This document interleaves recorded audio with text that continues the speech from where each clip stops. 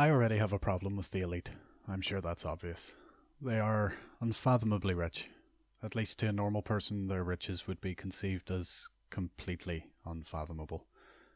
They don't have to follow the law like a normal person. They rarely have to provide for themselves like a normal person.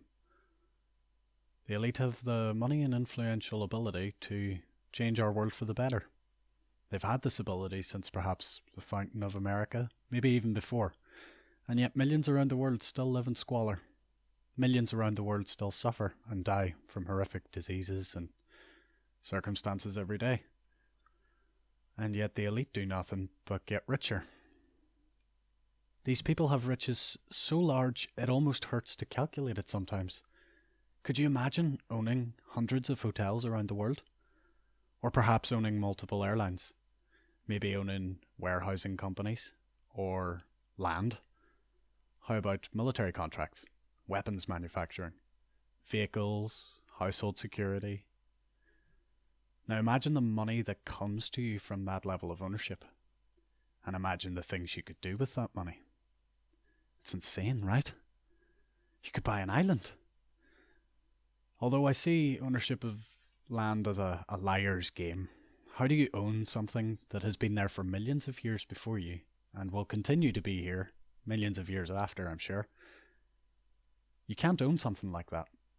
We all belong to the earth, but the earth does not belong to us.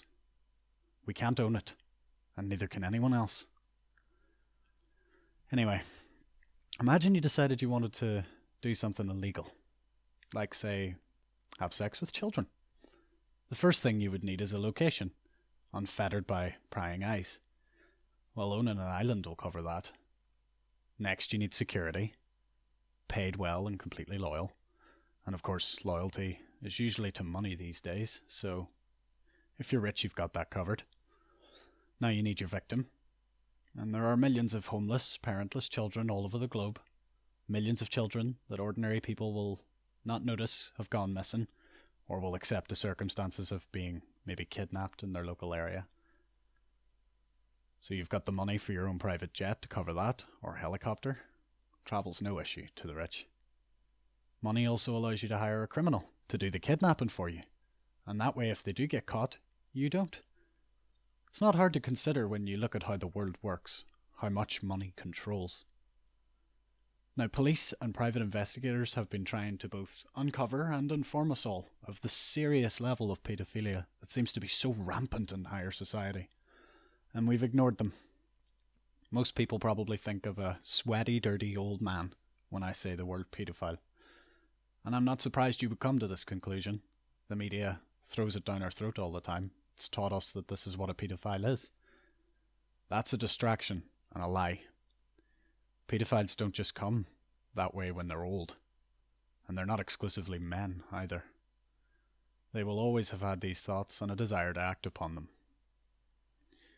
Have you noticed how it always seems to come in the form of a gang? Like a massive scale operation? How would they organise this being, filthy old men? How do they communicate so easily about it? How is it they're always late to catch these people? Usually when we get them, they've committed a terrible amount of rape or sexual abuse on an inconceivable amount of children, and the police can't or won't do anything about it. If it's won't, then they're in neglect of their oath to protect us and our children. And if the answer is can't, then we need to know why. What and who is preventing them? Now, bearing all this in mind, take a look at Jimmy Savile's history.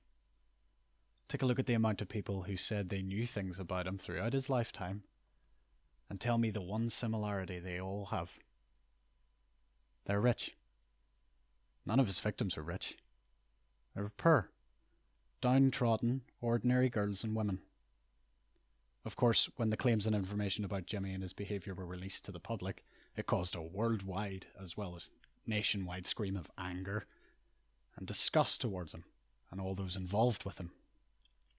We as a world are yet to get an explanation of how he managed to do this to so many children.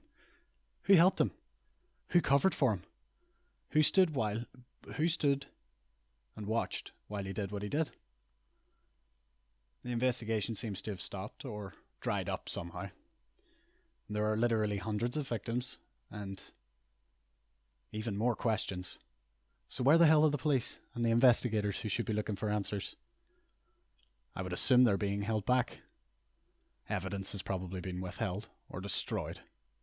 The only people capable of this would be the elite. They could pay people to destroy or hide the evidence. Remember, money is loyalty. They could pay people to lie and misdirect us. They run everything. They own the banks. They own our vehicles, our medicine, our food distribution, our science communities, our media. Everything. The only thing they have no control over is our nature as human beings. My nature tells me that something's very wrong with our society at the minute. Something is horribly wrong. And yet we're not doing anything about it.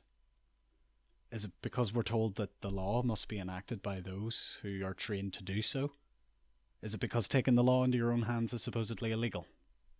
Why are we not allowed to just investigate and help to curtail these operations ourselves? Why is it when people on the internet with extensive research can prove something without a shadow of a doubt, they're considered insane or conspiratorial because they used the internet, the greatest source of information mankind has ever known? These questions are answered quite easily if you look at the evidence again. Money rules the world. The only people with the amount of money that can make any change are the elite. So who could possibly be organising all the crime? Who could be responsible for paying the criminals who kidnap the children? Who buys the drugs that are used to keep them addicted? Who gives the planes that ship the drugs? Who allows the drugs to be shipped into the country? Any country. The elite. They're responsible for it. We all know it. And yet we sit by and we let it happen. And the description is the links to a few documentaries I think ordinary people like myself should probably watch if you haven't done so already. These will hopefully help open your eyes a little more to the sheer power that these gangs of groomers and paedophiles seem to have. But only money could provide that power. So perhaps we should start asking questions.